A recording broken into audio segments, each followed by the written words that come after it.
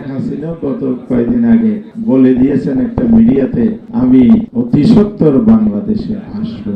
আমরা বলতে চাই, আসেন, আপনি আসবেন, অবশ্যই দেশের নাগরিকত্ব এখনো আছে, ভারতীয় পাসপোর্ট নিছেন কিনা অত বেশি আমরা জানি না, তবে নিয়ে থাকলে পরে বোঝা যাবে। এখনো যেহেতু বাংলাদেশের পাসপোর্ট আপনার হাতে আছে, আপনি আসেন, আইনের কাঠগড়ায় দাঁড়িয়ে আপনার তৈরি আইনাগর প্রস্তুত আছে।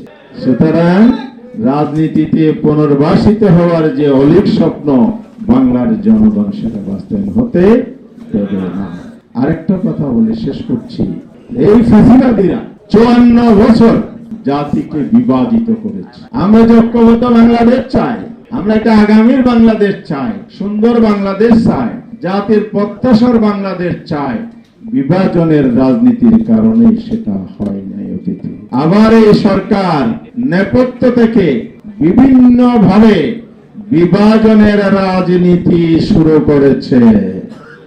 গতকাল পত্রিকায় দেখেছি বিএনপির মহাসচিব বলেছেন স্বাধীনতা বিরোধিতার জন্য কি বলেছে, ক্ষমা চাই।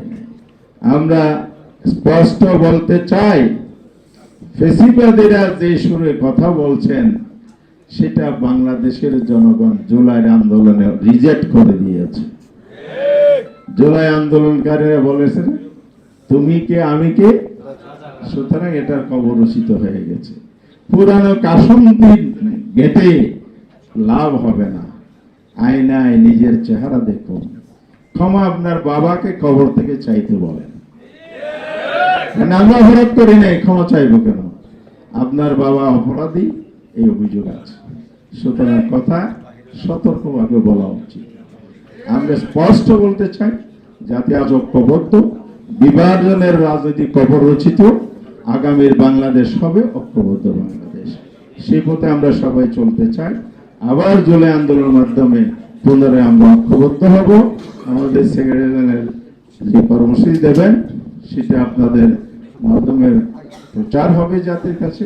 আমরা সবাই মিলে সব দলের ফ্যাসিবাদ বিরোধী ঐক্য যে আছে সে ঐক্যবদ্ধ বাংলাদেশ গড়ার এই চেতনা পুনর্জাগরণ করে আবার দ্বিতীয় আন্দোলন, দ্বিতীয় বিপ্লব, দ্বিতীয় অভ্যুত্থান করব, যদি এই সরকার ফ্যাসিবাদী নীতি পরিহার না করে এবং জাতীয় ঐক্যের পথে ফিরে না আসে।